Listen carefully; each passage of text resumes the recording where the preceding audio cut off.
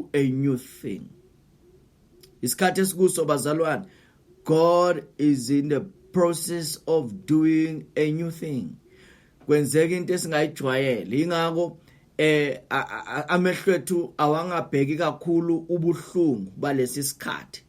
Amehlo ethu awangabheki kakhulu izinto ezenzakalayo, especially ngokuya ngokwesifo esikhona nangokuya ngokwendlela economy engakhona. Amehlo ethu awabheke kuNkulunkulu ngoba in the midst of these challenges God is doing a new thing. uNkulunkulu kunento ayenzayo njengamanje bazalwane. So fear not, God is doing a new thing. Uthi behold, ngamanye amazwi, pay attention, I will do a new thing. Uthi now it shall spring forth. Now it shall spring. Izovela manje lento. Izovela manje lento uNkulunkulu abhizi ngayo. Yingakho bazalwane, akusona isikhathi sokuphithizela lesi, akusona isikhathi sokubalabala, akusona isikhathi lesi sokukhombana ngemino, akusona isikhathi sokuthi umuntu alwele ukuvela ukuthi ungcono kunabanye, kodwa isikhathi sokuthi wonke umuntu afocus ekutheni what is God busy doing at this time. Yini lento entsha yenzayo singayijwayelanga, yini lento entsha uNkulunkulu ayenzayo okufanele siflow kanye naye. Akusisikhathi lesi sokuthi sicompete. Sometimes we have ngena umoya of competition bese ubonile lo moya bazalwane ubusungenile kakhulu umoya of competition. Even churches were competing with each other. Umuntu nje nakakhonza kuleli lakhe alibonile ngathi le best kunalawa amanye. Kodwa namhlanje ngizothi kuwe, God is doing a new thing.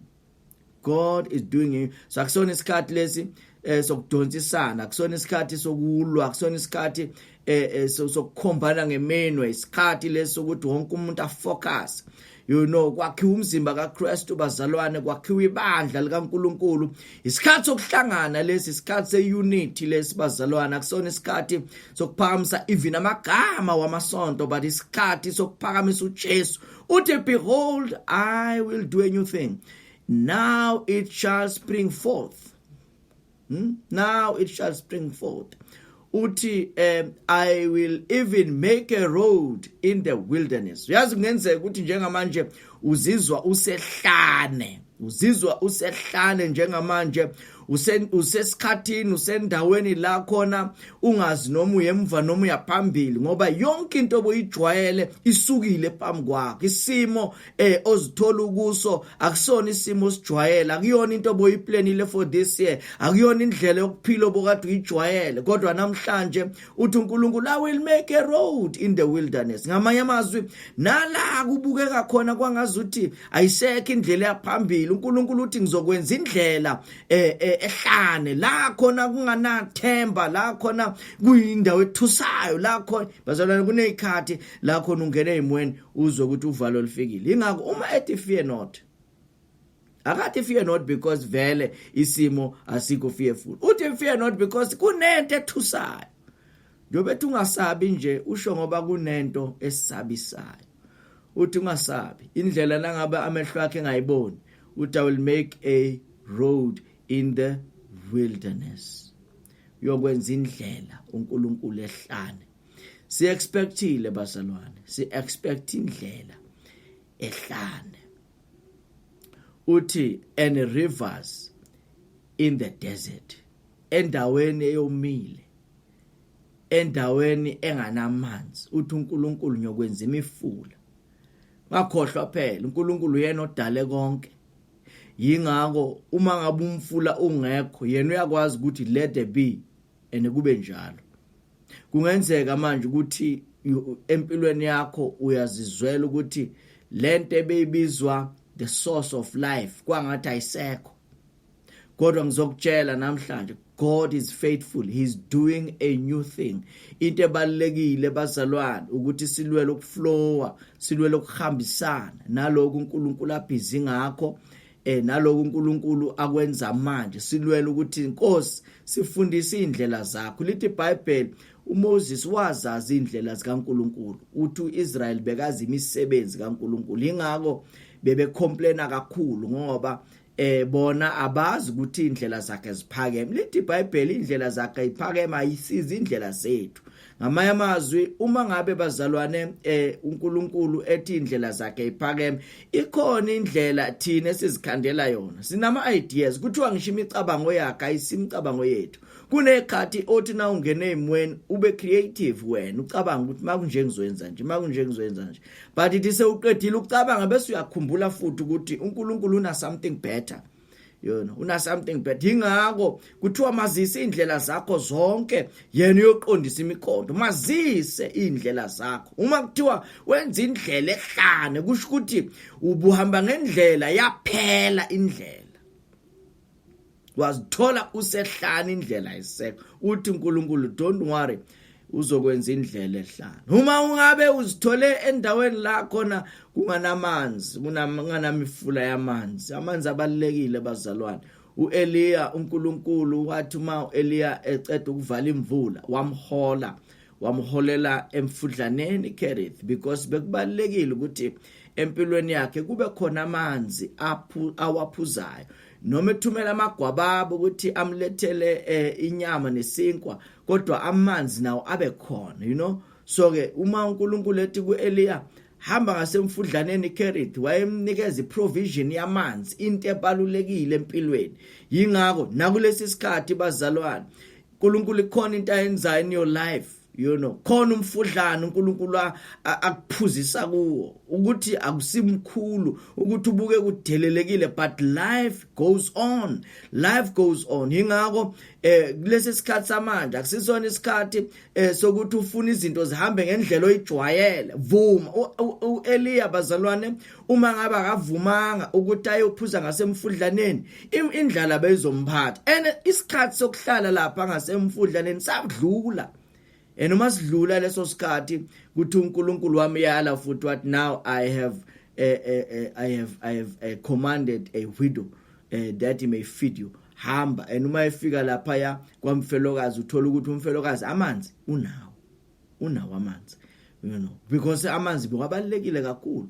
Umfelokazi unawo amanzi, ushoda ngokudla, unawo amanzi. So uma uEliya beseka aku comfort zone lapha ngasemfuleni Kerith, athi hayi yabona manje angisasuki la sengizoyihlalela forever. Uma ngabe uNkulunkulu esethi amagwababa mawangezi, uEliya bekazophathwa indlala, bekazobanjwa ukoma, bekazofela ngasemfuleni onganamanzi. Ngamanye amazwi bazalwane, whenever there is a crisis, God makes a way. Yingakho lithi iBhayibheli asifikelwanga ukulingwa okungenjengokwabantu, kodwa uNkulunkulu uthembekile bazalwane, ongeke avume ukuthi silingwe ngokungaphezulu kwamandla ethu. Lesi simo esikhona nesimo obhekene naso, uNkulunkulu uyazi ukuthi leso simo siyintanga yakho. Yingakho fear not, ungasabi. Uyazi uNkulunkulu ukuthi ngeke umphoxe, ngeke umdisappoint, ngeke umhlazise kuleso simo. Lithi iBhayibheli kanye nokulingwa uyayenza indlela. Ngamanye amazwi, amehlo akho awasuke ekubhekeni ubukhulu besimo, ukuthusa kwesimo. Amehlo akho mawafune indlela uNkulunkulu ayenzile, ngoba uthe uyayenza indlela nala kuthiwa indlela ayikhokhona. Kuthiwa kanye nokulingwa uyayenza indlela yokuthi siphephe, sibe namandla futhi okuthwala lesi simo. Ngamanye amazwi, isimo kungenzeka namhlanje ubhekene naso, uNkulunkulu uthi ungasabi, kodwa ukuthi avumelele lesi simo, God is doing a new thing. So fear not, but focus on the new thing that God is doing. Flow with him. Yingakho bazalwane kulesi sikhathi, you need to polish your relationship noNkulunkulu. Akusisikhathi sokuthi umuntu akhunjuzwe manje ukuthi hamba phela uyothandaza. You need to have your time with God in prayer. Isikhathi lesi bazalwane la khona umuntu ufanele abe responsible ngokukholwa kwakhe. Izwi likaNkulunkulu akekho umuntu okhona ukugada manje ukuthi ulifundile noma ulifundanga.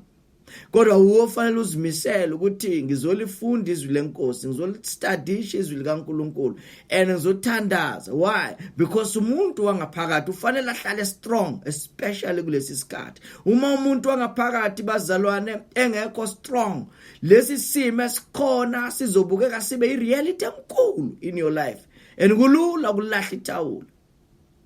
Kodwa mangabe umuntu angaphakathi akhiwe strong, uthi na ubuka lesimo ungabheki sona kodwa ubheka indlela uNkulunkulu ayenzayo. You know, in every difficult situation bazalwane, there's something good. There is something good. Amehlo akho mawangabheki ububi besimo kodwa mawabheke indlela uNkulunkulu ayenzayo. Ingakho lithi iBhayibheli kwabamthandayo konke kuyasebenzelana kube okuhle kulabo ababiziwe ngecebo lakhe.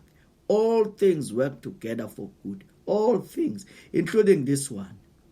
Even though we don't understand good how, but ngoba izwi lenkosi lisho njalo, all things work together for good to them that love the Lord and those who are called according to his purpose. So if you love the Lord and you are called according to his purpose, even this 2020, even the situation ungenzeka ukuthi amehlo akho athi mawavuleka ayibone, something good is about to happen.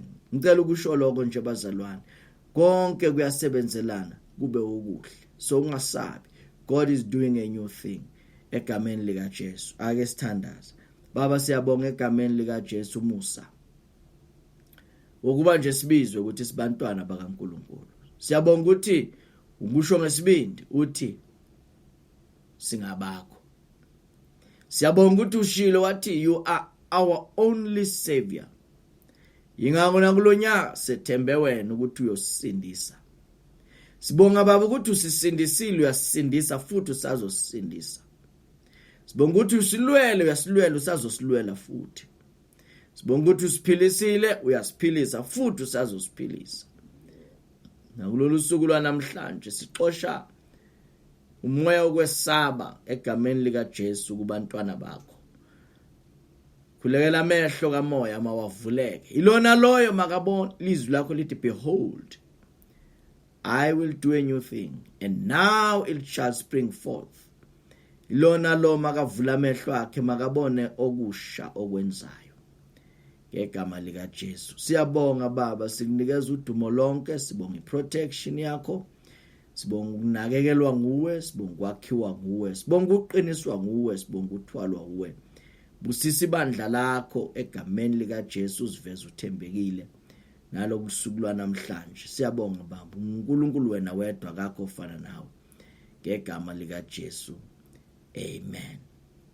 Siyabonga kakhulu ke bazalwane, uNkulunkulu anibusise, uNkulunkulu angigcine, akuthwale, akulwele, akudlulise la ungakwazi ukuyidlulela khona, kwenzela indlela nala kuthiwa indlela ekho khona ngegama lika Jesu. Sibonge kakhulu bazalwane ukuthi sihlangane nje on this Saturday morning.